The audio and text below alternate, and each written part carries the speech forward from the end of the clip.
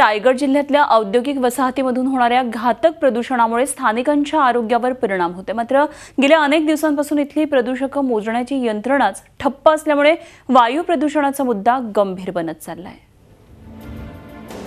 रायगड जिल्ह्यात महाड तालुक्यात 1985च्या सुमारास औद्योगिक वसाहत उभी राहिली। औद्योगिकीकरणामुळे या भागातल्या नागरिकांना रोजगार उपलब्ध झाला। या औद्योगिक वसाहतीमध्ये 150हून अधिक कारखाने आहेत।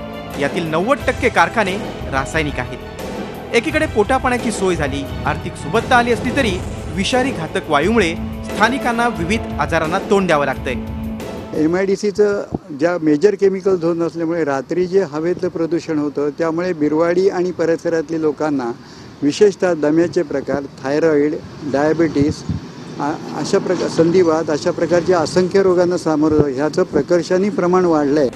वसाहतीमधील सांडपाण्यावर प्रक्रिया करण्यासाठी सामायिक प्रक्रिया केंद्र उभं राहिलं। या औद्योगिक वसाहतीतून होणाऱ्या प्रदूषणावर नियंत्रण ठेवण्यासाठी प्रदूषण नियंत्रण मंडळाचं कार्यालय देखील इथं आहे। मात्र हवेतील प्रदूषके मोजणारी यंत्रणाच गेल्या अनेक दिवसांपासून ठप्प आहे। दापोली महाविद्यालयाकडे त्याचे मोजमाप करण्यासाठीची ऑर्डर त्यांच्याकडे दिलेली होती। ती त्यांनी डिस्कंटिन्यू केल्यानंतर डॉक्टर बाबासाहेब आंबेडकर महाविद्यालय जे आहे महाडला त्यांनी आमच्याकडे जो प्रस्ताव दिला तो आम्ही मुख्यालयाकडे पाठवून दिलेला आहे।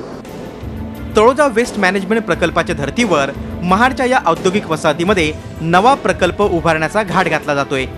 त्यासाठी MIDCनं जागा सुद्धा दिली आहे। मात्र यामुळे प्रदूषणात वाढ होण्याची भीती व्यक्त होते।